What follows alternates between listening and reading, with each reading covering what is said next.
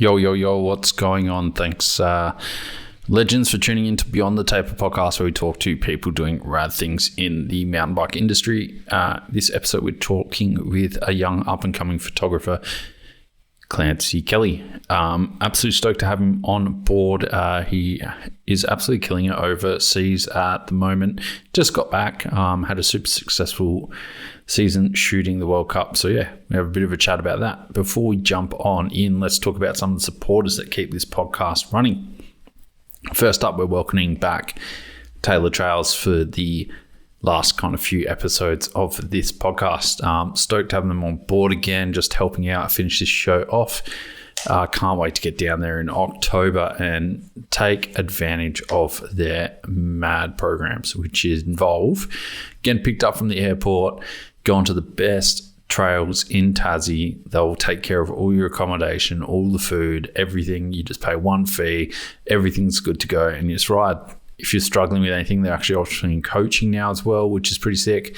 And yeah, it's the all-inclusive kind of mountain bike trip. So if you've got yourself or any mates that want to get down there and have a really bloody good time, hit up Taylor Trails. Now, if you're going to head down there and you want a fresh bike, check out Trek Bikes. They just released their new E-Slash with the TQ motor that I love. Super lightweight. Yeah, rad little do-everything bike. Going to be a rad kind of thing. I think I said rad a couple of times there. Anyway, if you keep trying to keep your bike clean, check out Shred Bike Care. They are absolutely killing it at the moment. I've been using their bike wash for a bit of everything. Clean my car, clean my bike, obviously, to the dishes, my hair, everything. Like, just, it's killer stuff. So go check them out. Fist Handwear are keeping my hands protected both on the bike and at work. Absolutely loving their work gloves. I'm putting them through their paces and they're holding up fine. So love their work. Lead Out Sports are offering the best components and tools on the market. Absolutely froth my Pedro's Vice whip. Gone are the days of chain whips. Just clamp this thing on, use your cassette tool. Absolute dream. Head over there, get some of the best tools in the market, and yeah, take advantage of some good deals. Frank Mountain Bike Apparel are keeping me clothed, which is good for the greater community, to be honest. But no, absolutely loving their stuff. Still got one of their OG jerseys, and I wore it today, actually.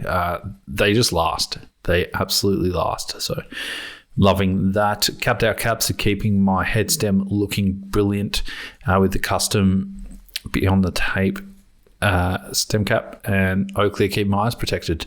So yeah, thanks to all our supporters. As per usual, grab a beer, grab a water, grab a wine, and enjoy this episode. And you know what? Grab something else that makes you happy. That's it. Anyway, enjoy this episode.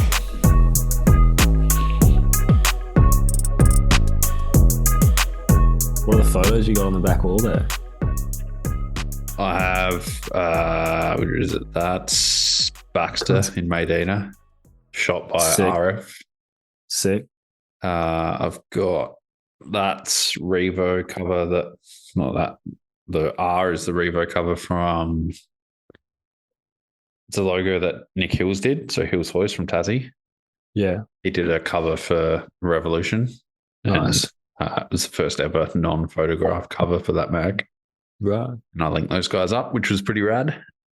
And then that's Sean. Sean Ahern, shot by Waygood. I was going to say that looks like a Waygood. Yeah. Like that. Nice. They're two good people. And then that's an old school one of me from high school.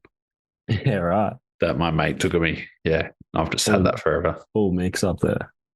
Yeah. And then I've got Chosen Lines, which is an old school DVD that used to come out with AMB, I think. No way. Yeah. And then I don't know do you ever watch did you ever see that edit Parallel with Kate Edwards and Semenuk? Yeah. So that's the photo book from that. Yeah, cool. Yeah. So a little bit mixed. Who did that? Like Ian Collins or someone? I think so. Yeah. Yeah. Sick. We got it through Trek sent it out to a few of their ambassadors. So it was sick. Unreal. Yeah. And it's almost better than the video, hey? Yeah. Like, well, have you seen that Toby Cowley who does? He's done a. Oh no! Wait, who am I thinking of? No, it is. Yeah, Toby Cowley does some of the stuff with him recently. Like I think he did that Afterlife one Mm, with the yeah. bones, and the photos he got from that were like probably better than the Oh, video. dude. Yeah. That one Like, of him, like the drop. There's like one of him throwing a drop or something, and that's unreal. yeah, like real golden light, like Mm, dust cloud coming up. It was so sick. yeah, that whole semenuk thing is unreal, eh? Like Yeah, I've heard rumors he takes heaps of runs and gets heaps of shots yeah, because he's not happy with the way he looks in the photo or something because yeah. his left foot's like not on the pedal right or Well, he's super specific about like where his elbow is, so the light's Mm. coming through, and there's that like separation yeah, between. unreal. Yeah, it'd be Which I crazy to mean, work with someone like that. I was going to say to have someone that committed to it. To be fair, there's a few guys locally here that I've shot with that are like just as into the like video side of it, so they're always really keen to see and Yeah, tweak sick. stuff, which is always nice. You're not asking them to go back up; they're going like, no, no, Yeah, they're already halfway up the hill. yeah. Um, Who you been shooting up there? We might as well just keep rolling into this, by the way. yeah, true. yeah, So I mean, to be fair, those guys I was referencing probably like the main two would be if you know John Edwards. heard the name. Yeah, he's always real keen to create some stuff and I mean help me out at the start as well. And obviously Noah Davidson, who you know, he's Yeah, does a man. lot of video himself. So Yeah. shooting with him is always a real good time because yeah, he knows what he's looking for and you can kind of bounce off each other a bit. And he can actually ride, hey? Yeah, he's a very good rider. Yeah, a couple of seasons down to Medina will do that to you. So Dude, yeah, I first met him in Medina and he yeah. broken his collarbone or his arm. And Was this at the Enduro? it's that national champs downhill 2020. Yeah. 2021. First one after Right. COVID. And he was broken and he literally just picked up a camera because that was the only thing he could do. And he's like, what do you shoot with? Like, how do you do it? And I'm like, Yeah. I have no idea who you are, man. Get some sick stuff though. Like, and he's like, shooting with an A6000 with like a kit lens, I think, off the top of my head. And he got some bangers and was just shooting everyone. Literally everyone that night had clips. Yeah, true. He just went on the grind. And I'm like, who is this kid? And then he can ride. So he pumps them out. Yeah, it's good. Yeah, it was fun. The stoke was real. He's an interesting character, that's for sure. Yeah. Yeah, he's got his signature dish down there as well. I'm not sure if it's still on the menu, but does he? Yeah, it was like the NSP, which is like an HSP, but his own little twist on it. Yeah, it's sick. Yeah. How'd you get into shooting? Like photo. To be honest, it's the classic cliche. Like always, I mean, we're fortunate enough that Dad always had a camera just around home for like some of his own work and just personal interests, like go on holidays. Always nice to have. So I don't know. I've always just like picked that up when we were on holidays. But first time I shot bikes was there was a race. I don't know if you've heard of Garapine, which is like if you talk to anyone from Southeast Queensland or even just Queensland in general, they'll like talk pretty highly Garapine from back in the day. It was like a real good enduro race venue, or just enjoyed going there, which is now shut down. But a heap of my mates were going up there for a race, and I mean, I would have had no one to ride with that weekend because they all would have been up there. So I was like, might as well go up and take some photos and just watch them. So yeah, took Dad's Canon 700D up and just kind of chased them around pretty frantically. No different to, I guess, how you do it now. But yeah, that made me pretty keen on it, and then I kind of put that to the side when I started racing, and I was never very good. It was more just for a bit of fun. But yeah, so it was only once. Gee, that would have been like grade 8, grade 9. It was only once year 12, me and a few mates had a role at school where we were in charge of something called the Spirit Committee, which was basically our job was to get people out to support our like flagship team. So like get people to go watch the first 15 rugby team. And as we're kind of planning up for the year, we kind of realize, well, we got no photos or like media of these guys. Like the school would pay someone to come out once a season and get some shots. But we basically realized like, oh, well, if they're not going to fund it, we might have to do some of it ourselves. And I obviously had dad's camera and a bit of experience from shooting one race like 3 years ago. That I was like, yeah, might as well. And that's kind of when I started to get hooked on it a bit more. It was only once I was getting to the end of that year, I realized like, oh, when I graduate, I'm not going to be able to shoot anymore because I won't have like a year round. We had events on and like, obviously quite a few of my close mates were playing in those teams. So it was nice being able to kind of document their season and also their like final year. Yeah. Representing the school. So I guess that got me hooked on kind of the storytelling side of it because you're trying to build like a story around these guys to get people to kind of care about them. You know, like there's a lot of people that don't want to take time out of their weekend to go watch, which is, I mean, sucks, but kind of fair enough. So yeah, I guess my job was to get a photo to make people care. Yeah.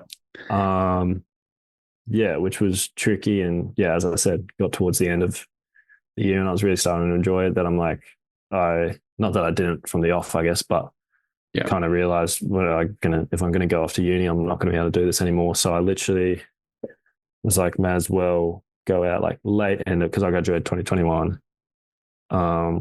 End of 2021, there was like a state champs race at Kandanga. Yep. So I went out there and I was like, we'll just go shoot it. See, like, again, a few of my mates racing. So, why not? Yeah, why not? And got real lucky that day that I bumped into a bloke. Have you met Jesse or Jeswa? Heard of him. Chat to him online a bit. Yeah, he's takes some bangers. Real good. Yeah, good yeah. So he's based on the sunny coast, and like I could not have bumped into a better bloke, to be honest, because he immediately, I just kind of introduced myself and said I had no clue what I was doing. Yeah. And like he gave me a few tips and tricks while we were out there. Didn't really talk too much, but was super encouraging, which was like a nice first, I guess, interaction out there with another photographer. Like I always wonder, it could have been real different if someone was like a right dick to you and you just went, oh, I don't really want to. Yeah, would have meant me be around this. Nah. Yeah, just some grumpy prick on the side of the track, just talk you out of it. But he was just like so stoked. Even like helped me with like recommended after the fact, like what website to use if you want to get your photos up and be selling them, which I still use to this day. Not sure that I should be, but something I've somewhat neglected, but yeah, should put some work into that. But yeah, no, so Jesse helped me out heaps and just gave me a few tips and tricks. And then I shot, all of I was still going to uni to do my psychology. Because initially plan was just keep it as a hobby, see where it goes. Like it's fun. I enjoy it. Something to do. Why not? So yeah, shot all of, like, I'm trying to think, Cairns would have been in like May that year, was it? 2022, first year? Yeah, because they did like that weird, it was the beginning and the end, and then they had one in November or something. Yeah, I can't remember, but basically at the start of that year, that also got announced or around about then. So I've gone, shit, this would be pretty cool if I could try to get to that, even just to spectate, because I mean, first time we'd had that so close to home. So yeah, it was just shooting the local series and still on that 700D. That was my dad's. sick. And yeah, right before I went, I don't know, yeah, and it felt like every race you shot, those like early ones, you just got that much better, I guess, or like there was at least something, because the when you first start off, it's like just I know you can get on a bit of a tear, like exponentially with, or even just your expectations change a bit. Mm. Obviously, I think still like, yeah, it's we're seeing that. Touch on a couple of things before we go too far down the track, but like we're seeing that here in SA at the moment. yeah, We've got it's funnily enough, it's a lot of injured dads, but yeah, like they're new photographers coming into it. So we've got Matt Hannaford, and then we've got Cookie Club Media and a couple of others, and they're just picking up their camera, and you see their work getting, well, not their work, their photos getting so much better as they yeah, go on. yeah, absolutely. And we're like, not that I'm at a higher level, but like me, Jack Fletcher, a couple of others are kind of all encouraging them. Yeah, Like what Jesse did. 100%. Like you Yeah, just want to have, we want to have more people to chat to. Like it's pretty that's boring it. on the Yeah, side of a track when you're by yourself. So yeah. yeah, it's been good to see. Like, do you think that was a big part of why you kept going? Was having that good interaction from the start? And did you 100, continue to have good ones? yeah, still like even I'd always bounce like ideas off, or if I needed help with anything, Mm-hmm. and he'd get straight back to me. And even just had a nice full circle moment started this year because him and I were both on the team to cover Trans NZ. Oh, that's right. Yeah, So we yeah. just spent like a Yeah, week. you were with my homie. You were with Brendan. Is that yeah? Yeah. Yeah, Brandon's a legend. Yeah. Yeah, man. And then Yeah. yeah, just yeah, Trans NZ, if you ever get the chance, you meet so many people like Brendan that are just you wouldn't necessarily brush shoulders with, and they just froth it. But yeah, it was nice with Jesse because obviously he helped me out so much from the off. So to then be able to go shoot it with someone like himself, I was like, this is pretty cool to like Sick. kind of round it out a bit. And just yeah, riding with him for 6 days, and even we had Tom Wilson as well. I'm not sure if you met him. He does some stuff for Flow. But yeah, just if you can get to that event at any stage, or even Trans Taz, would highly recommend it. I'm thinking about Trans Taz at the moment. Yeah, It just depends when it all lines up yeah. because it's a lot of time off work if I've got to do that. And then Notion. I think first week of March. Yeah, which like I think 2nd to the 6th or something. I can't remember. They just put the dates out, but if it lines up with Notion, I can just do it all in a week. It'd be mint, but knowing mountain bike events, it won't line up at all. So yeah. What is like? What's the kind of shoot schedule for Trans New Zealand? Like, was it literally wake up 6? It's pretty flat out. Like, in fairness, Megan, the organizer, is phenomenal to work with. Like, she wants you guys to get the best stuff you can. So we'll help you with kind of the logistics of that. But is relatively relaxed with what she asked for. Like, it's very clear, and you've still got to deliver, but it's not like, I guess, a World Cup where there's like an immediate rush the second you get home. But you're still getting it out that night. But it's you start up near Christchurch, and you got 2 days riding Craigieburn, which is like kind of central, like 2 hours inland from Christchurch, and you spend 2 days out there, which is some of the best riding I've done. And first day you get there, you do a big ride with all the other like volunteers, which was like probably one of the better days I've had on a bike. And then once you're into shooting, it's up real early because you got to be obviously before the riders. So probably breakfast around 6:30 off the top of my head, straight out onto the trails, and you get in, I don't know, maybe about 4ish, I think. Yeah, not bad. And the days vary in sizes. Like day 2 in Craigie is quite a small one because you then make the big drive down to Queenstown, where you then do, I think it's 4 days because you do Queenstown, Alexandria, which is like near Dunedin, Coronet, and Cardrona. Yeah, sick. So it's just, you just tick off kind of the best riding the South Island has to offer. But it is a big week. Like, you're doing a fair few Ks. And I mean, Jesse had an e-bike, me and Tom weren't, so fortunate. But you can also kind of piece together the stages where possible. Yeah. But it's like even like a 1 day enduro is massive case. Yeah. For most people with a bike, with a backpack on. Yeah. Doing it for 6 gets gets pretty flat out. But as I said, there's a good crew there, and like they've always got plenty of food and a few beers waiting for you at the finish. So there's still that relaxed vibe because you're just working, I guess, for the event to cover the event. So as long as you're doing that, and they're not like competing with anyone, so there's less of a time pressure. True. Yeah. On it, which allows you as well, because again, we'll kind of talk. You realistically need, without getting too into it, like just a handful of shots for the like kind of batch standard race photography for everyone, so that they've got a shot of themselves. But at the same time, you want to try to find some real creative sort of shots for the socials to try to show off the event, because you are effectively just advertising the incredible 6 days of riding that you're doing. Yeah. So yeah, it's a fine balance between that. But again, it's, I don't know, you tend to get some pretty good stuff because the pressure isn't too high, I guess. Mm-hmm. And I think that comes from the nice environment that the crew build. So you sending out photos for every rider that's kind of racing as well as the event? You're trying to get, like, if possible, up on the Facebook. But I think it's varied from year to year, but Jesse and I made kind of the choice that it'd be better try and focus on doing like the 20 to 30 shot post to Facebook, like 20, 30 real good ones.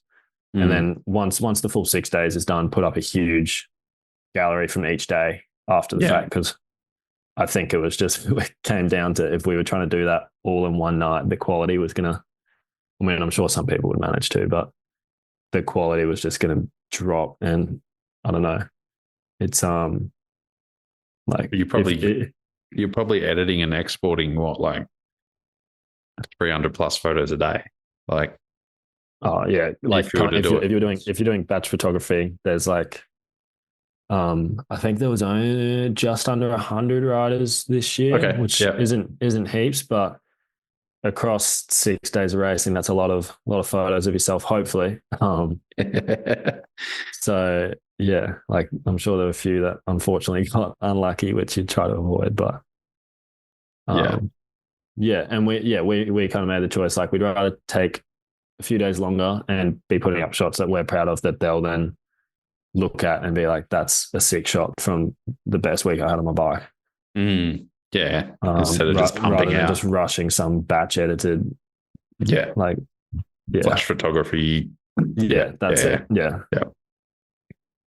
What do you know how many shots you took for that week?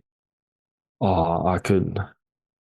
In fairness, I was still on so I'd upgraded to a 90D just before I went up to that first hands, which I bought second hand. So it doesn't shoot the fastest burst, which I found when I bought a new one before Europe this year. I was shooting way too many. But you're probably averaging around 3,000 a day. Yeah, okay. Yeah, that's not bad. And I try and be pretty measured, like particularly when you're shooting for that many, like it's in the back of your head. Yeah. So that's pretty much it, I think. Around about that 3,000 mark. Because again, you can't shoot too many more because you just won't get to them.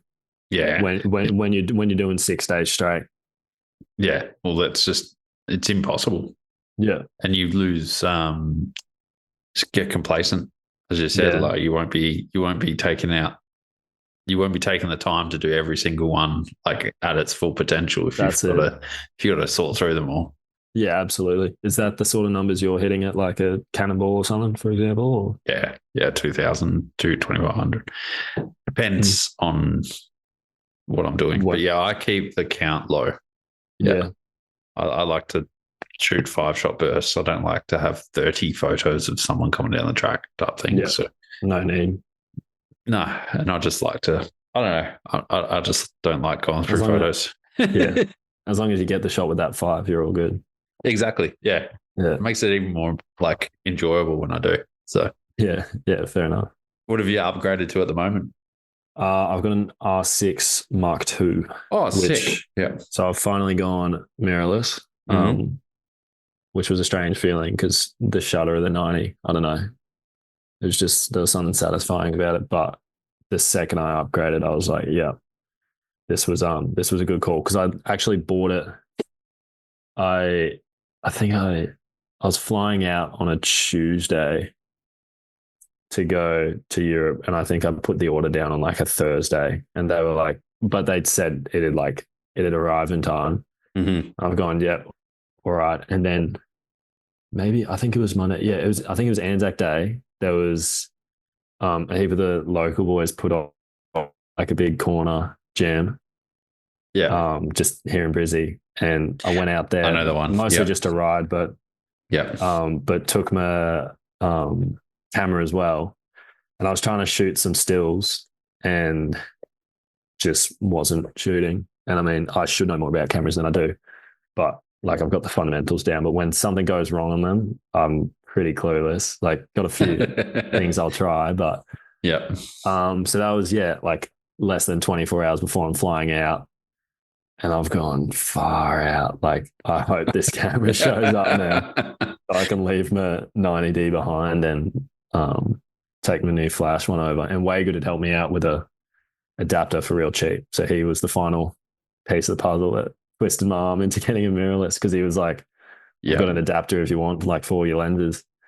And I was like, yep, all right, probably time. It's a good sign to make the jump.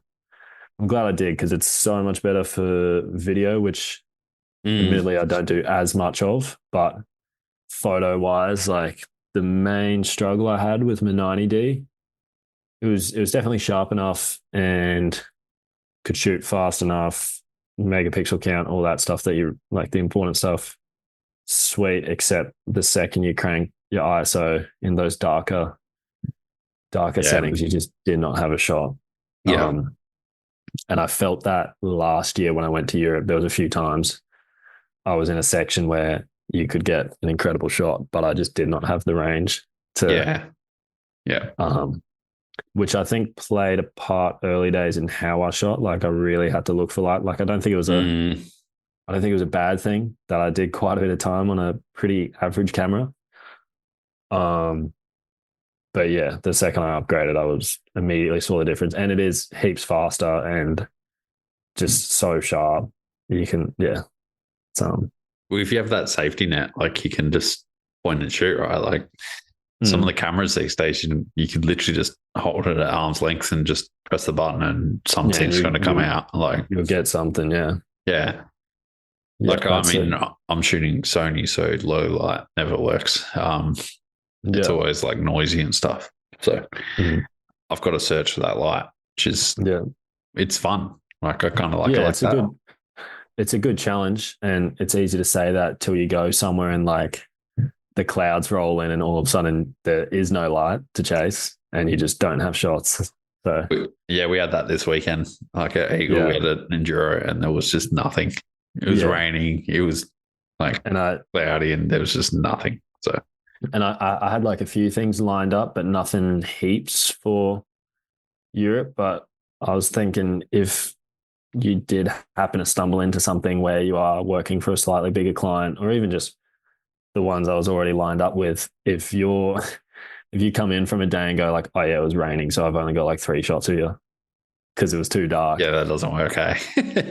That just would not fly.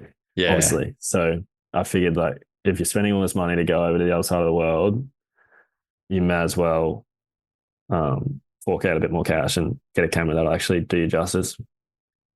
What was your decision to go over to Europe? And you mentioned you had clients. Were they sorted out before you went, or did you kind of get them from last year's trip, or how'd that kind of go?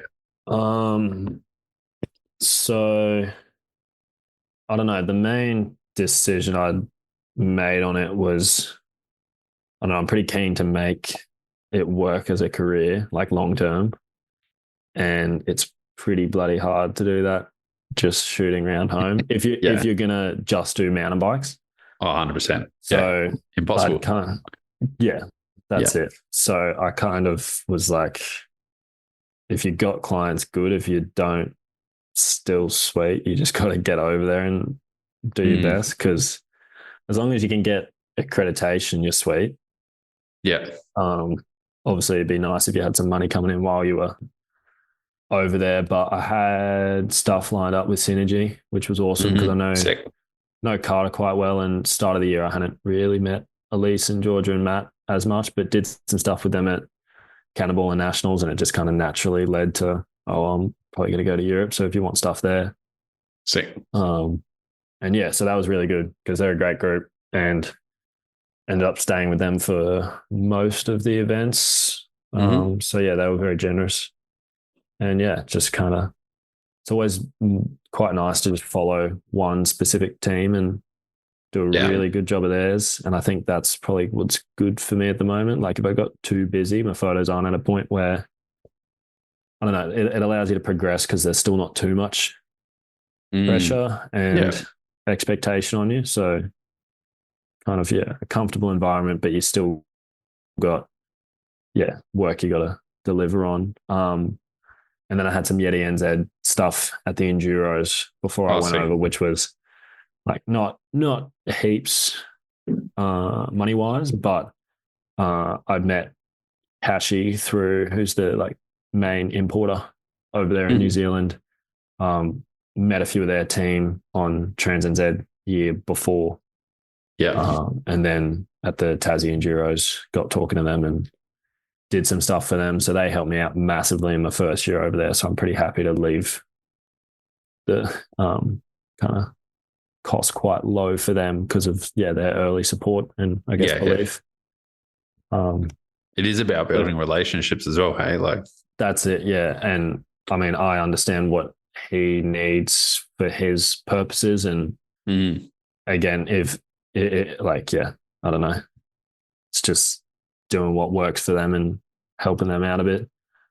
Because again, they got a great group of young riders that are pushing for kind of those top spots. But yeah, aside from that, it was a bit of a Hail Mary going over there. But I mean, from my first year there, it was there's a few guys over there that kind of said they see a lot of talented people roll through for 1 year and it doesn't click and you never see them again. So quite a few of the other photographers over there had kind of said to me, if you're half serious about it, it'd be really good to see you back next year, even if this year goes like no good. Just because the amount of people that don't stick it out immediately puts you at a huge advantage, I guess, if you do, just if you can, and like if you're in a position where you can, which unfortunately I am.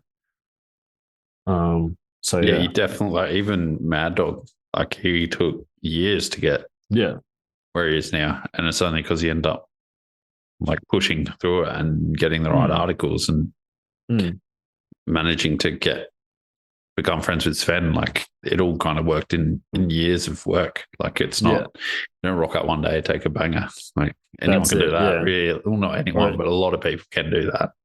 And I mean, even if you are taking bangers, it's still obviously another thing to then get through to the right people. So what was it like rolling up to your first World Cup and starting it was pretty fun. So I'd shot Tassie and Medina, which was sweet for accreditation. And then I showed up to finale, which was the third round of that season. And I don't know, it was a pretty rough first year for me. I flew into Milan and long story short, in the first 3 days of my trip, I lost my passport, found my passport, had a huge over the bars, and then got an email saying my accreditation had been declined. Fuck.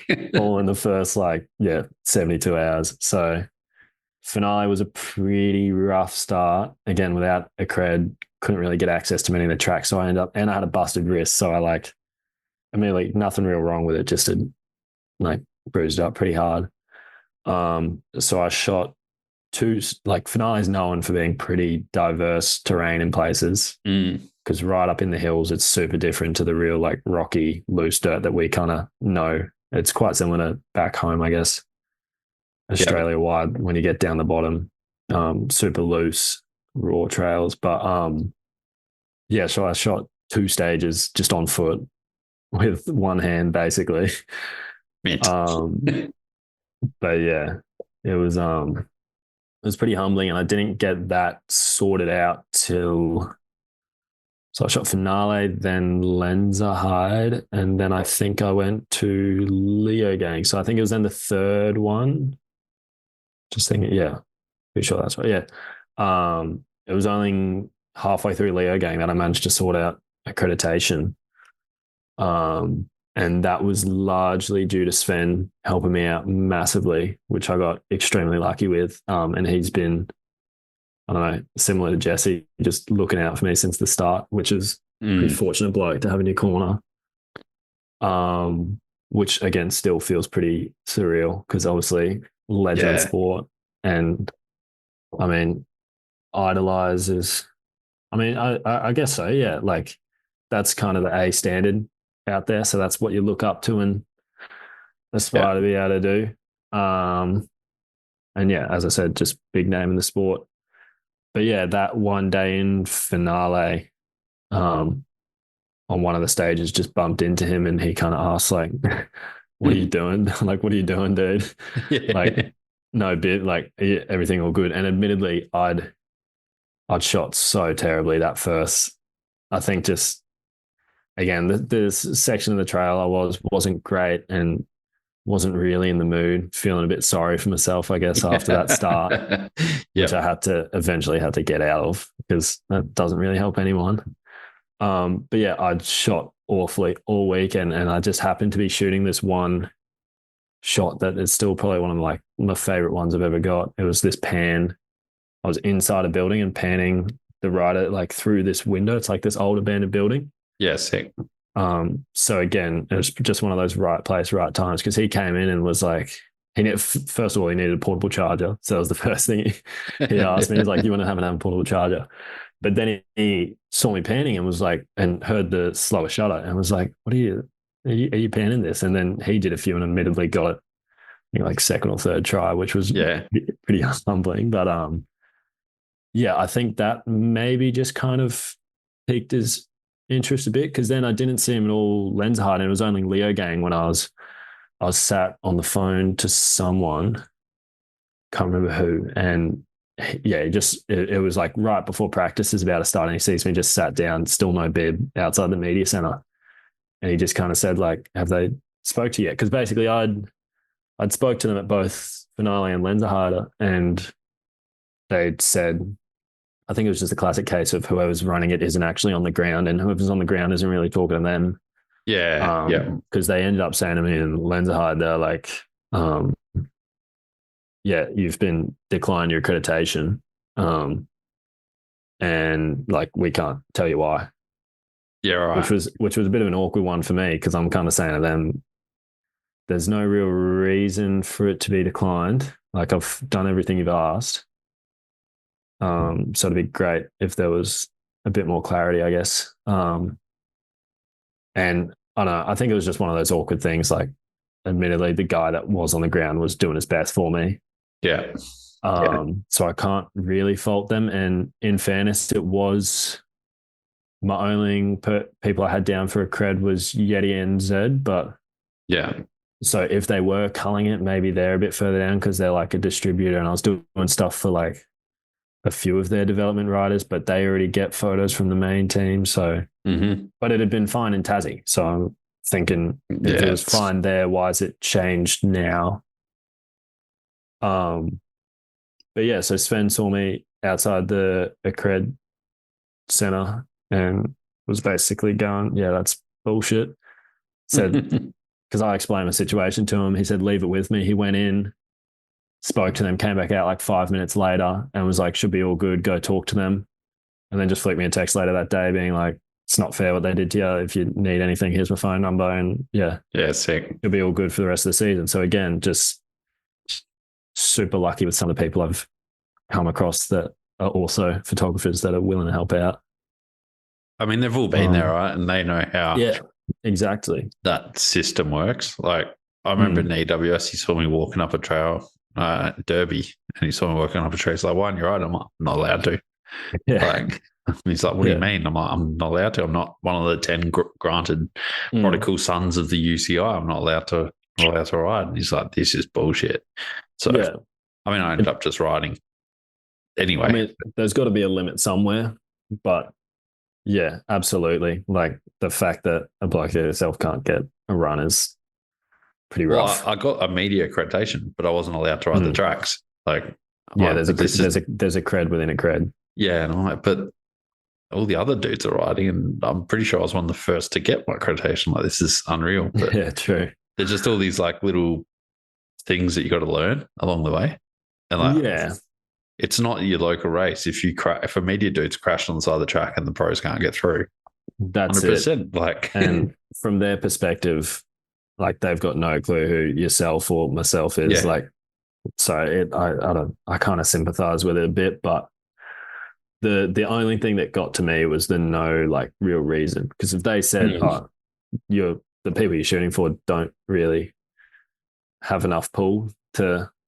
warrant yeah, it," there has to be a limit on how many people we have up on the hill, just for obvious reasons. So yeah, it was tough pill to swallow, but I feel like it's all part of it and came good in the end and mm. made me have to kind of reach out to a few people. And yeah, I think long term it was probably good for me because if I'd gone over and it was a piece of piss, would have been, I don't know. Yeah.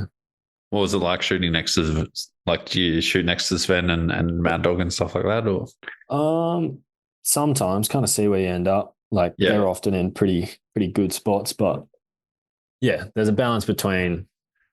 I think the first year I went over, I had that idea in my head to try and not shoot the same spots as them because you got to find a point of difference, and also I can afford to because if I'm trying some mm, tricky pan, like I said, through that building, which I don't even know if it's actually going to look that cool. I was pretty confident it'd be sweet. And actually, to be fair, Waygood had another bloke who's helped me out heaps, had just lent me his fisheye because he wasn't using it.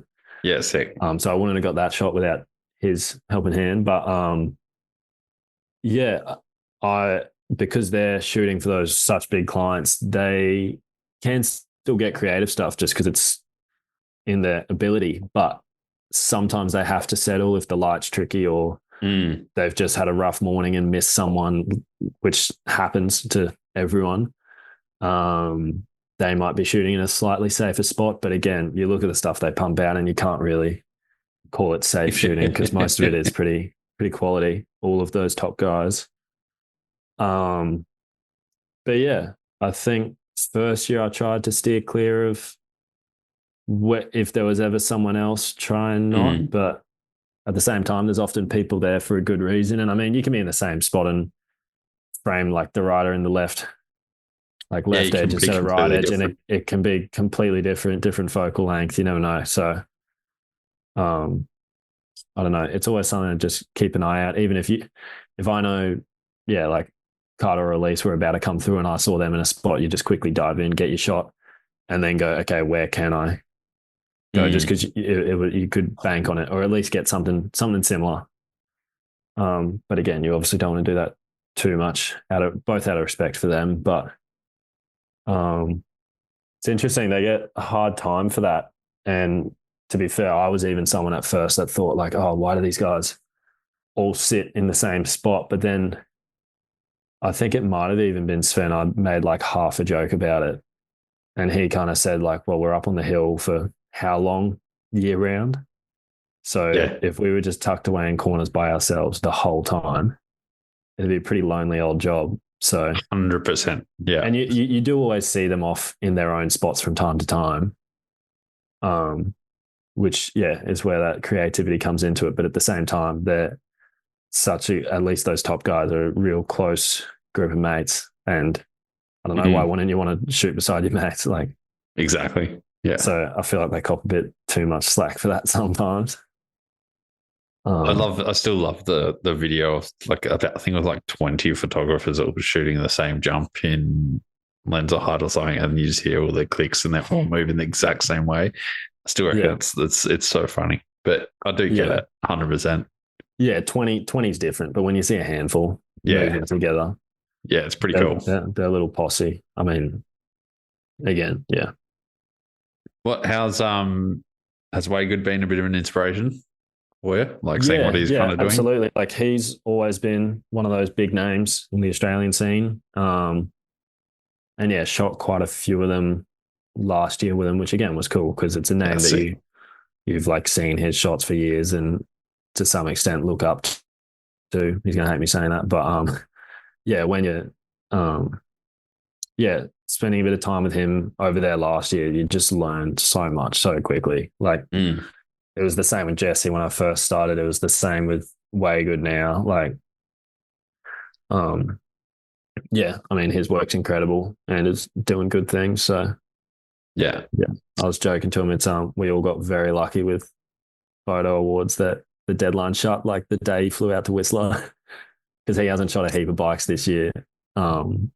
And has then just been getting absolute bangers over in Whistler. So I felt quite bad for him. But last year he was in Whistler and he put a bunch in, and I'm like, but they were from there, and I'm like, this is bullshit. You're just cheating at the moment. Like some of the photos like he put up were unbelievable. I'm like, there's an incredible one on that rock, one that stands out to me from Whistler. The slab, I think it. Yeah, and even yeah, there's several. Even I remember there's one of Troy, why not? I think, and someone else just going through a tech section, and you're just like, this place looks unreal. Yeah, he's king of the wide angle. In my eyes, like he knows how to. He's the best wide angle photographer in Oz by far. Yeah, the one of Howie from Tassie last year. Oh yeah, when they shot after the EWS on Cuddles, was unreal photo. Yeah, is that Brendan Howie? Yeah, really. Rocky Mountain dude. Yeah, true. There you go. Howie. I think it's Howie. Yeah. Interesting. Brendan Howie. Bearded dude. Yeah. No, that's that is a sick one. And it's up in I don't know. I think the shop might have shut down now, but he got a big print of it done for a shop front up here in Brizzy, which was sick to see. Yeah, sick. Yeah. Yeah. How different were the tracks to shoot? And I remember like Jack Fletcher went over and shot Leger or something. I think it was Leger. And he's just like, it's so steep. Everything's so gnarly. Like, how was it? Was it pretty hard to get used to compared to what we've got here? Or is it easier? I think that I was going to say the hardest part I struggle with is being content with where you are. Because you'll be shooting a section and you're like, oh, this is sick. I'm getting unreal shots here. And obviously normally you've done a track walk, but then you're going, oh, but I wonder what the next section looks like right now with this light. And I don't know, you can be getting bangers, but it's really hard to initially feel like you're in the right spot because there's so many spots you could be, which maybe is a bit different. Like, I don't know, I feel like most of the riding in Australia you can make look pretty good. There's parts that are tricky, but it's no different. Yeah. So I think the tracks were probably nearly easy to shoot. And I mean the talent, like, I mean, no disrespect to like the local scene, but if you've got World Cup quality riders coming past every single shot, you're probably going to be a bit more likely to get something you're happy with. Yeah, you're shooting fish and barrel with a rocket launcher. Like it's when you got Dak Norton, Brennan Kerr, like all those crew. Yeah. Riffing. It's that's it. But even then you do still get like trying to think, Poland was such a cool venue. The people were lovely. We had a really nice guide for the recce, and again, was just incredible riding that you wouldn't have expected. And it's this town which has actually got, I think he said close to 200,000 people, and there's about 15 tracks or so on the map. And he said it's something like a 1-20 ratio of actual sanctioned tracks to pirate tracks. Yeah, sick. So there's a big local scene there. And the riding was sick, but it was a tough one to make look good. I don't know. The light was just tricky. And I think there were a few delays that day, or there was the big delays in Comblow. But yeah, it is funny because you can still be in these beautiful areas and then the pressure's a bit higher to make it, do it justice, I guess. What do you prefer shooting there, the EDR or EWS or the downhill? Like, is there one you prefer to do, or? I don't know. I think the enduro is harder to shoot because Mm-hmm. there's just so much more going on in your head about where you've got to be. Even I'd picked up some work partially because of how well Bailey Christie was doing, Yeah. but was doing stuff for theory, which was really good.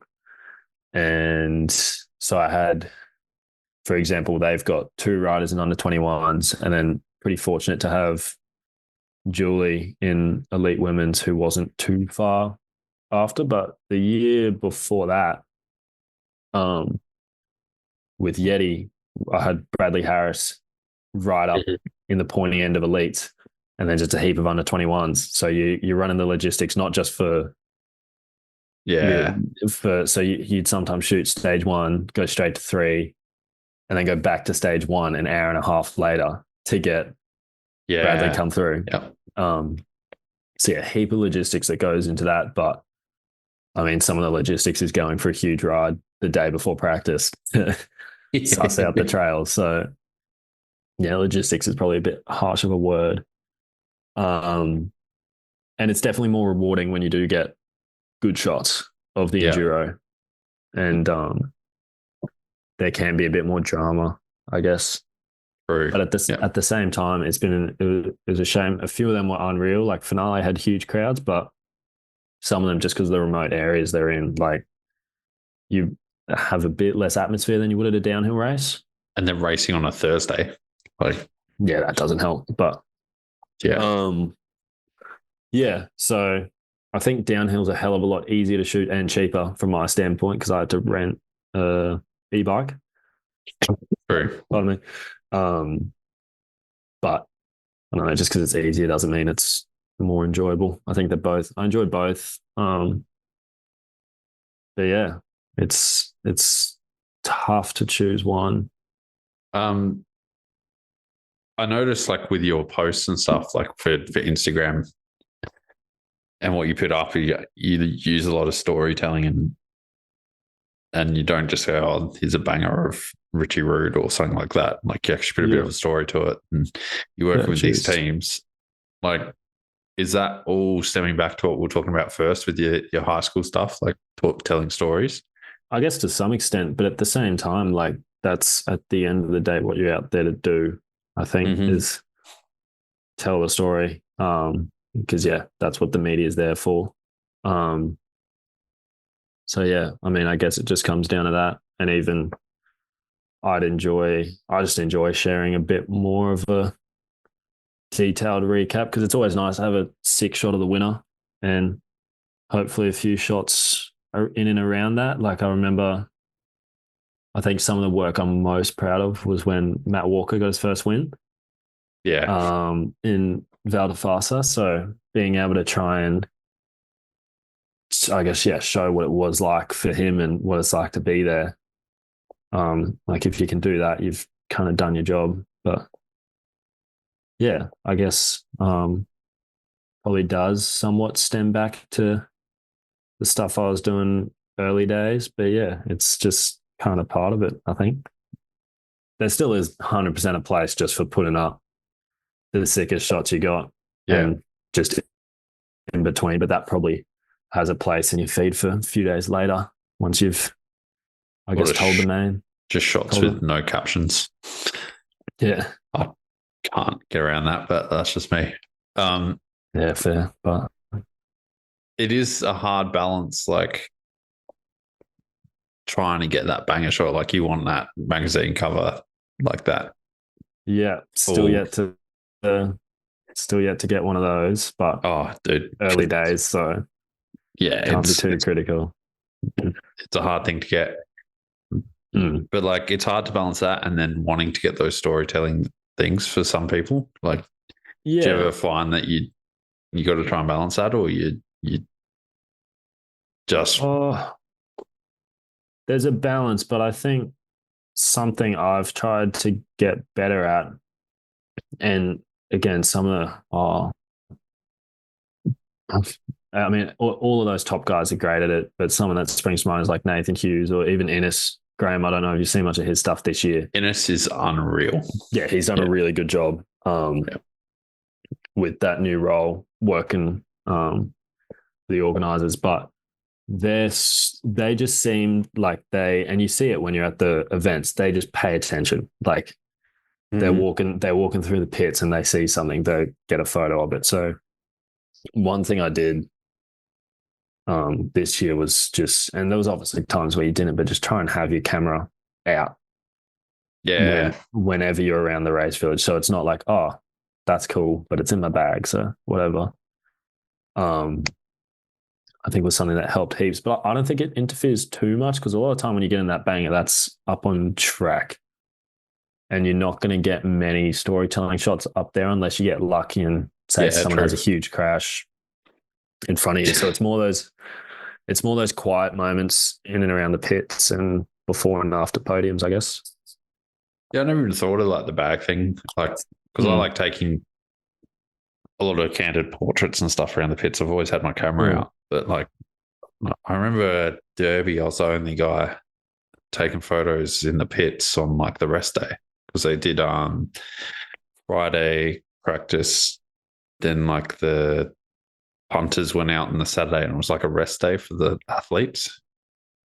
And I just went for a walk around in like the pits and I was talking to all the mechanics and stuff. I'm like, there's no one else here. Like, this is sick. You're getting some of the best chats, like meeting all these crew and talking about new shit that you're not supposed to know about. It's sick. And that's also when you get the story. Because like if you're just shooting the photos and not talking to them, you don't hear about the fact that like, I don't know. I mean, someone can win a race and have had a major mechanical on stage 4 and you'd have no clue because you've been up on the hill in your own head doing other stuff. So, yeah.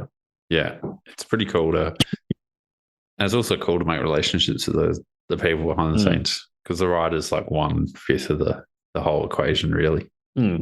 Both just because a lot of them are just great people, but even, if you're trying to tap into a bit more work, that's kind of the spot to do it.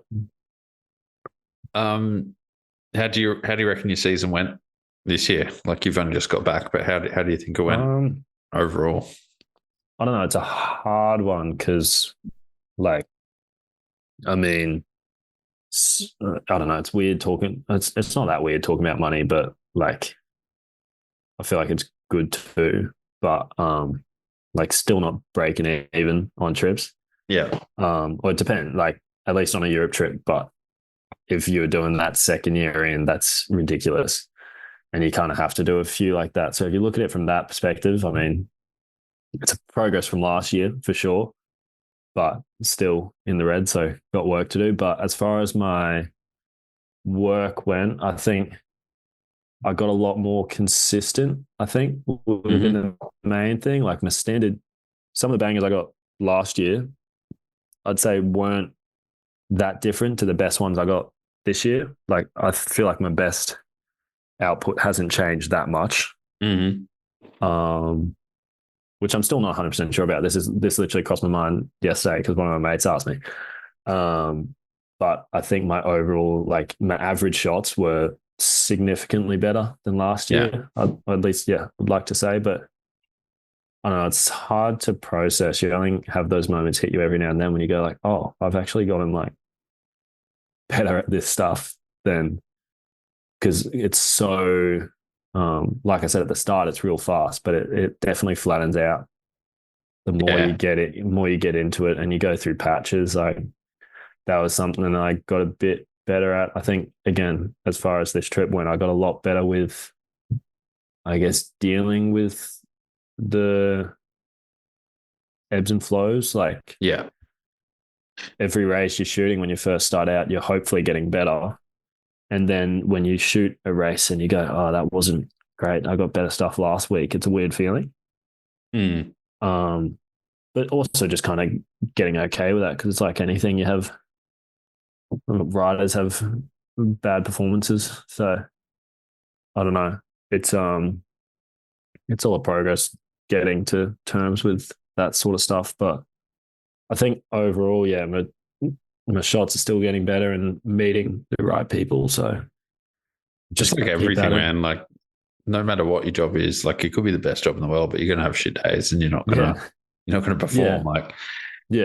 Like there's days like you get home and I've edited photos. I'm like, I should have just stayed home this morning. Like that was fucking garbage. But you want to know that till you bin garbage, like Yeah.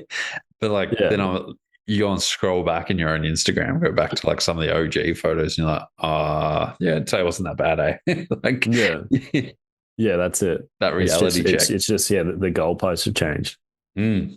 They're always changing. That's the problem with being creative or in media or anything. Like everything's changing all the time.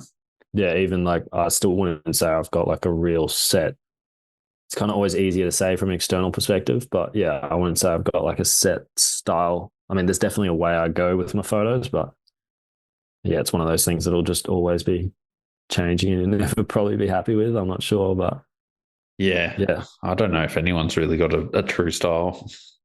Although Nathan Hughes does have a very, very true style to himself. I think he's probably one of the most consistent photographers on the game. Yeah. You said it was a bit weird to talk about money and stuff. Like I found that interesting because it's definitely not something that's talked about within the mountain bike media industry and stuff. Like, and I'd seen. I don't want to just present it as my own idea, but I'd seen a just brief like snapshot from one of those Red Bull podcasts that Rob and Elliot had been doing, and it was Matt talking about it, Matt Jones, and he basically just said like, I mean, obviously, him and I are in very different positions, both career-wise and financially. But there was some line he said which kind of stuck out to me that was like, it's not really lame to talk about money because when he was starting out, there was no one making money doing what he was doing, at least publicly. So I don't know if even some of the top photographers, I haven't heard much of them talk about how much they charge and all that. And to some extent, it's a bit different when it's rates like that and you're working with companies because that is a much more personal, professional thing. But if there's no one, Matt's main point, sorry, I kind of digress, was if there's no one talking about it, you can't view it as a proper career. Like now there's people like him that you can clearly see he's making a good living off it. So there's the younger generation has something to look at and go, okay, it is actually a viable career. So I don't know, as long as you're not like a dick about it, I think talking about money in the right context is probably something that's important and inspiring as long as it's not taking away from, I guess, the love of it. I guess like the reason I say that is because you're like a younger up and coming photographer. So like there's no benchmark for you to have, right? Like there's no part, you can't just go and seek or Indeed or just Google, average salary for a photographer. It's just talking to people and also working your rate up yourself. Like you can't show up to your first big event and charge the same as everyone else, which means you might end up undercutting a few people, but I mean, you'll hear about it. And again, like if their work's good enough and their clients value their work, which I think they should, then it shouldn't be a problem that there's some young guy out there just doing his best. Because again, if you've got no experience or portfolio to lean on, you just can't like value it. And even the earlier clients that you'll probably end up landing, they're smaller brands or just individual riders, and you can't do that to them because they just can't afford it. And you can't afford to be like, all right, well then it's not worth my time, because it bloody well is. Oh, everything's worth your time if you're shooting something. Like do you because I just had a junior as well. He's like he's into media. He's going to be a pro rider for sure, but he's into his media. And he's like getting asked to do stuff. He's 17. He's getting asked to shoot like little things for mates and stuff. And it's like, how much do I charge? I'm like, I don't know, man. Like, what do you think your time is worth? Like, what do you think your product is worth? Is it guideline of what I do? I undercharge because I don't like my work like fully. So I don't charge what I probably should be. You should have more confidence in it, mate. But back yourself. It is still like I just don't. It is hard. Absolutely. And then you see dudes with more gear and more, they charge more. Like it's just a thing, right? So there's no barometer or thermometer of what the market's actually doing, which is it's quite hard.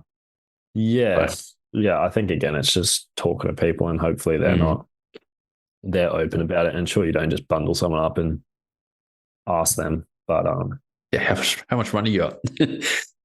yeah. So I think again, it's a feel thing and it'll come and I don't know, worst case, throw a number out there. And if you think it's fair enough and they don't, then I don't know, work into something that it's such a fine line, but just, yeah, find something that you're happy with and they're happy with. And Yeah. if you can't, then you're probably not the guy for the job, I guess. I'm not sure. I'm still working all that stuff out myself, but yeah. But it also goes back as well, like in some ways to that, what you were saying about meeting Jesse and Sven. And like, I didn't know the answer. Like, I had no idea this kid. Yeah. So I reached out to someone else I knew would have the answer because they are a professional media guy in all senses of the word. Yeah. And I'm like, I got this kid. Can you help me out? And then that guy's now helped him out heaps. Like, everyone's welcoming and kind of trying to grow that industry in Australia, which I think is pretty sick because we have some of the best media in the world by far. Yeah. There's definitely there's a lot of talent here, which is it's cool to see and it's quite inspiring to just have a lot of that. Also, kind of at your fingertips when you do go to a big event like Cannonball or something. There's just as you said, a lot of people happy to help out. If you're not shooting mountain bike events, what do you like to shoot? Is there anything you shoot outside? To be honest, I don't really shoot anything other than bikes at the moment. Because I've just been working a like day job in a bar to make money for most of this stuff, and studying at uni at the same time, or deferring and prioritizing at either end of the year. But I did kind of have that thought just as I was coming back now, because I am now between jobs, and I was kind of thinking, like, I've got all this gear, I've got a pretty fundamental understanding and skill here. I probably should be doing a bit more, at least like solely for the money standpoint. Just like, if I'm going to be working, I've got something here. I should be probably trying to progress, but I don't know. It's inconsistent and something you really got to put time into, which I don't know if I have that time, but I don't know. The passion's always been the mountain biking, and that's always come first, and just haven't really, not that I'm not interested. Like, as I mentioned to you, I think before we probably hopped on, like, we did, we were talking about that. The stuff at school, like, I'd absolutely go shoot. Like, I live 20 minutes from the main stadium in Brisbane. So if I got shooting like Reds games or Broncos games, or even the Brisbane Roar, like, that'd be something, probably the first thing I'd think about tapping into, I guess. But and part of that's just time. Like, I've got enough bike stuff to be shooting at the moment, and that's meant. Do you take any inspiration from anything outside of bikes for photography wise, or you just? And you feel like, in the industry, who is your biggest inspiration for some of it artistically? In the industry is a tough one, because there's like a lot of guys I piece a bit of stuff from, I guess. To be fair, again, another bloke who's helped me out heaps, Piper, obviously. I remember first being how to live on a budget. It taught me a thing or two about that. I did not do it as rough as him, but the way he works with just his light is, it seems like he always prioritizes light over the rest of the composition, which definitely works in his favor. So I'd say that definitely got me inspired to, again, prioritize it like that. I think a lot of the guys that do stuff away from the races get some really cool shots. There's this guy, Callum Wood, who is a little bit like less known, but has recently done some stuff with SRAM and stuff. I think he's out of New Zealand. And his work's phenomenal. And like, Yeah, there's a few from NZ again, like Cam McKenzie and Henry Jane, if you know any Oh, of them. dude, yeah, Mackenzie's killer. Um, He just put they that do, gallery up on Pink Bike from Whistler Canadian Open, and they're yeah, all fucking amazing shots. Yeah, yeah. So like the stuff they do away from races is incredible. But again, even like obviously Sven and Boris, and I mm. think Nathan's one of the most underrated, or at least it seems maybe the average punter doesn't know his name because they know Sven and Boris more than him. But Yeah, I think he's got some of the best stuff on the circuit. Yeah, there's so many. And then even, yeah, all the video guys that are killing it on the World yeah, Cup scene, that gives you a lot of inspiration. You always watch one of their videos and you're keen to do some video stuff yourself. But yeah, it is one of those industries that you're always seeing other people's stuff and can lead to maybe some negative comparisons. But I think most of it just gets me keen to like yeah, shoot exactly. stuff. And I don't know, you try and still stick to your own lane, but you pinch a little bit from him and a little bit from there. And Mm. obviously not straight ripping it, but just, I mean, inspiration's all part of it. So Well, none of yeah, us are the I first think people to take a photo, so that's it. Yeah. we're not Yeah, reinventing the wheel absolutely. here. Like, yeah, And then trying to think away from mountain biking. I mean, yeah, there's so many you could go so broad with, but yeah, there's yeah. there's no shortage, that's for sure. Yeah, I agree with Nathan Hughes. Like that guy is a staple of the media industry, but no one knows who he is. It's unreal. Mm. Yeah, Oh, definitely around the events they do, yeah, like over in Europe, but yeah. um, Like if you yeah, just ask someone who reads Pink Bike, like who Nathan Hughes is, they wouldn't know, but they've yeah. seen 1,000 of his photos on there. Even Yeah, I'm not sure if you've seen like that JB, the French guy who does a lot of stuff. There's a Shimano series with him on YouTube. Does a lot of stuff with external flashes, which yeah, yeah. I've historically not been the biggest fan of it, at least in broad daylight at local events. Um, Mm. I don't know, just something. In fairness, I've never experimented with much, so I really can't slam it too hard, and nor should I because it can be done so well. Yeah. Oh, But 100%. the stuff he gets with a flash, just and even Mm. yeah, it's just incredible. Yeah, it's sick. Yeah, I might start wrapping things up here a little bit. yeah.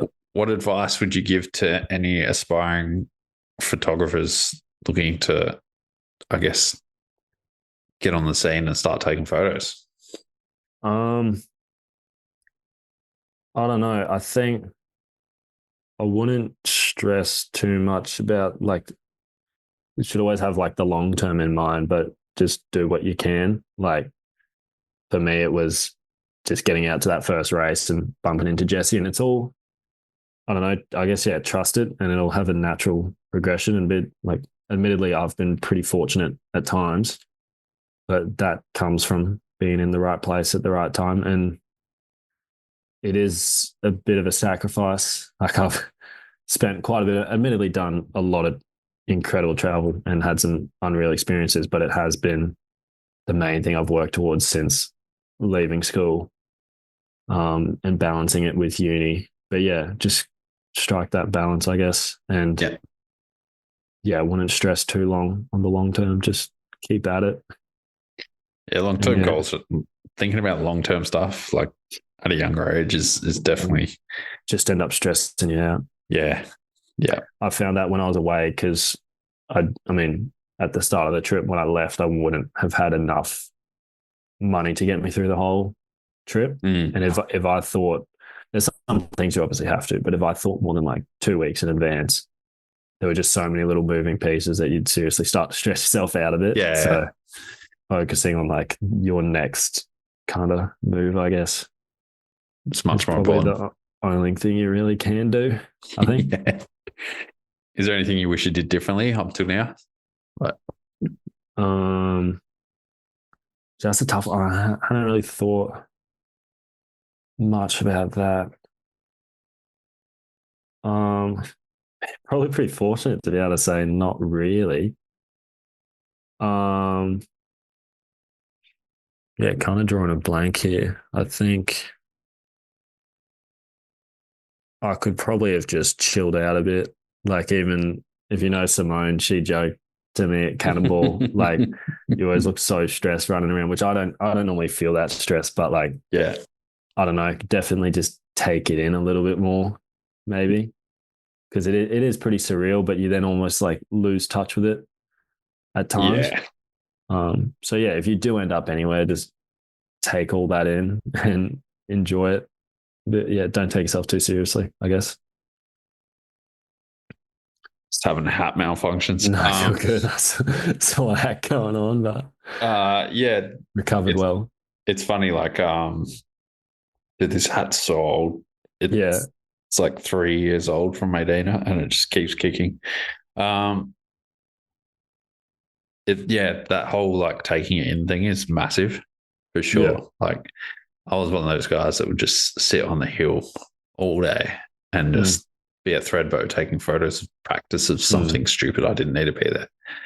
Yeah. And then actually just going down to the pits and chilling with the guys at Fox, or, having a quick coffee with Yeah. Johnny from Lusty, or, going and trying on Matt from Crush's glasses because they look unreal. Like you just got to do those Yeah. things. And Yeah. And that's kind of what I was saying earlier with trans and Zed looping all the way back around was Jesse and I just kind of eased up a bit on the delivery and just took the event in a bit more, which I think is a good way of going about it. mm, Um, and just really enjoying it because it is a pretty unique set of experiences you get to do.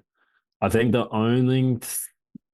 main thing I'd say that kind of plays on your mind would be because as I mentioned, I'd taken last year and this year a semester off uni, like first half of the year to just fully travel, but mainly just because you're away.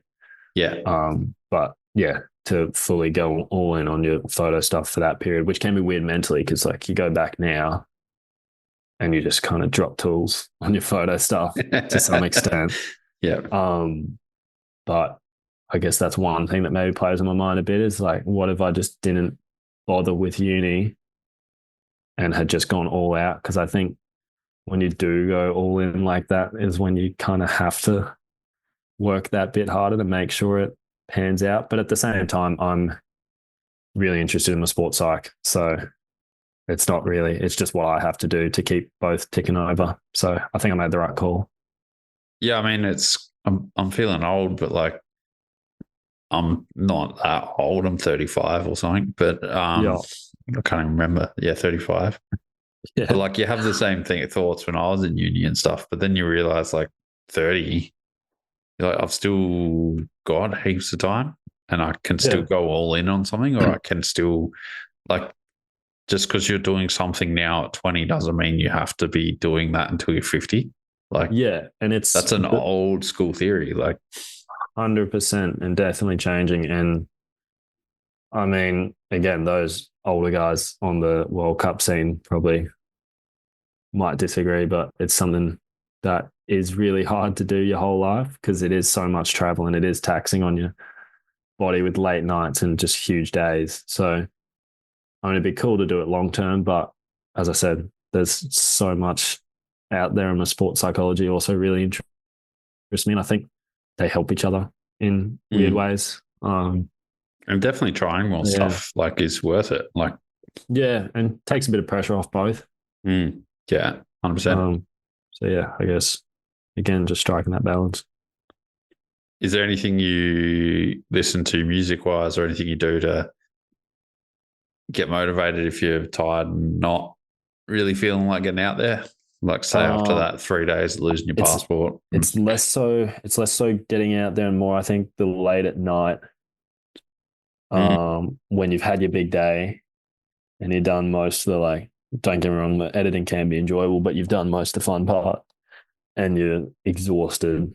um I mean that's when sometimes you might put on a bit of like something with a bit more doof to it, but I mean one of the main artists I listen a lot to, which is just good to edit to. I don't know if you've heard much of Loyal Khan and stuff. yeah, man. Yeah. But real chill. I don't know. He's a really creative guy. I guess gets me in. the right headspace to edit. But again, if you listen to that at the wrong time of night, you'll be slowly dozing off. So yeah, it's definitely a mix. His story is really interesting too. Like some of the backing tracks and stuff of his dad's old music that he found on vinyl up in the his dad actually played in it, and it's unreal. Yeah, he's a cool dude and just a very creative guy as well. I saw him live in Milan after sick. all of last year, so a fair few highs and lows, and it was a pretty cool one. Yeah, that's sick to see, just to kind of curtain the end of your trip. But that's rad. He's definitely someone. Sick, man. Thanks so much. What do you got planned now for like the rest of the year? Just uni, or pretty much finish off my second half of second year, starting especially because it is a broad degree at the moment, just psychology, but starting to specialize a bit more into my sports side of thing. Do as well as I can at that, so I can get into my masters. Yes, I think, but who knows when I'll be doing all that. But as far as the end of the year goes, it's pretty much just knuckle down and get that done. Yeah, sick. And then hopefully line some stuff up for next year. Got like a few people I'm talking to, which is exciting. So hopefully do a full season next year. Maybe, I'm not sure, but it's all up in the air right now because there's no schedule out. I mean, I'll be at most the main big Australian events, but until I see that schedule, who knows? Who knows? It could be 17 rounds with 3 teams. That's it. No one knows what's going on. So So, but promising signs. So just got to stick at it. But for the moment, it's knuckle down and do some uni. Sick, man. Well, as I said, thanks so much for coming on, man. It's been a great chat. Yeah. I hope you enjoyed it. Thank you. It's a bit of an honor, to be honest. Thank you very much. Nah, all good, man. We'll enjoy the rest of your night, and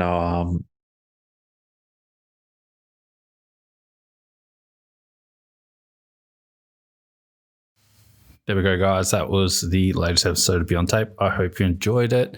Clancy's been killing it lately, so hopefully, we get to see what he keeps getting up to next year.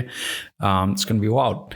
As per usual, thanks to our sponsors. Again, Taylor Trails jumping on board. We've got Trek Bikes, Frank Mountain Bike Apparel, Shred Bike Care, Fist Handwear, and Lead Out Sports, Capped Out Caps, and Oakley. If you want to share this podcast around, do so. Tell your mum, tell your dad, tell your nana, tell your dog, tell whoever, and share the word. Let's get Clancy's name out there. Anyway, as I said, wrapping up. So hopefully this will be one of the last 6 or so episodes. So thanks to everyone for their support, and let's round it out with something big. Anyway, thanks for that, and until next one, have a bunch of fun.